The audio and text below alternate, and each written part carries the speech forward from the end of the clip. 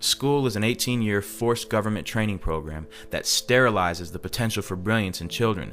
Those who actually survive schooling and survive conformity and continue on to think for themselves truly are a rare breed.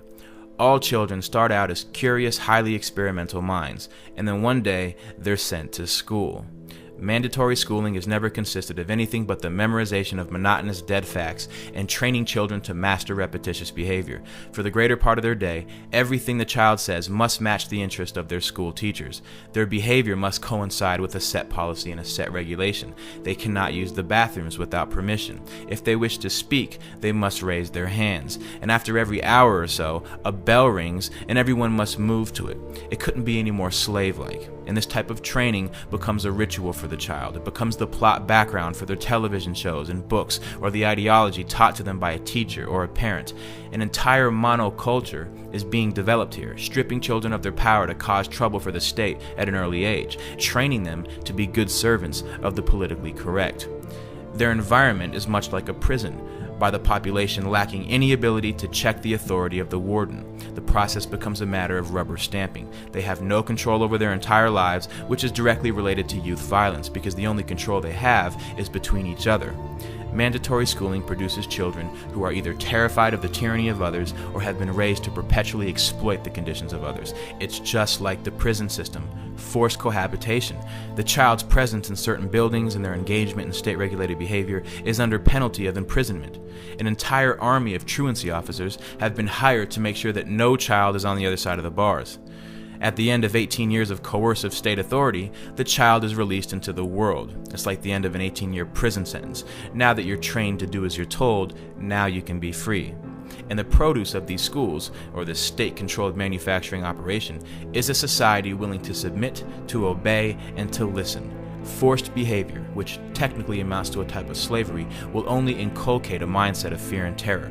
You need to be somewhere at a set time, either at the orders of an authority or a bell. Everyone in one mass shifts to another position or another place to engage in a new activity. They're trained to not only follow instruction, but they're also trained to follow a certain behavior. Rules, regulations, and laws are set for the children.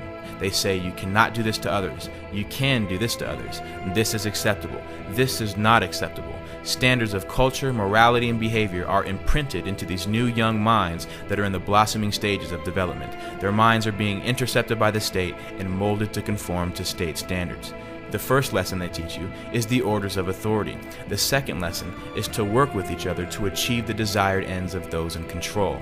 If a group of children are taught to engage in the same behavior regardless of what they want to do, then they will never fight back as adults. And this is your group of tenants who will live in roaches and never call the health inspector. This is your group of citizens who is easily terrified by police officers into voluntarily giving up their rights.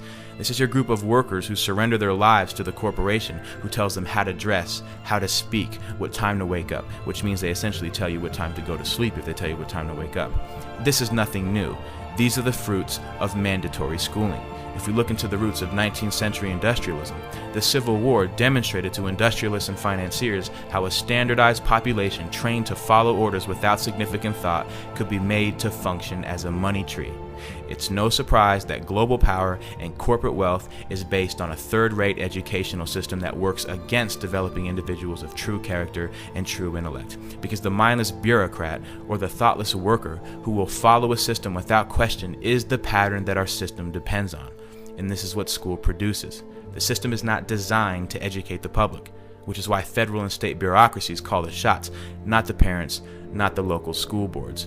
Every law is harshly enforced with maximum punishments. The tone of a principal is much like the tone of a warden, with no check on his authority.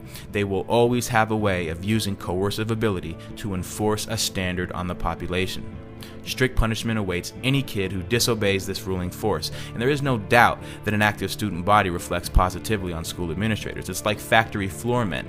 They're fulfilling their quotas to the inspecting superintendent of the local school district.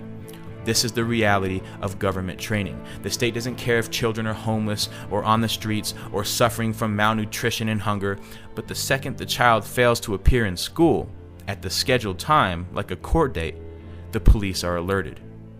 Until we abolish mandatory schooling, your child will be brought up as a slave so that he can accept becoming a slave later in life in adulthood.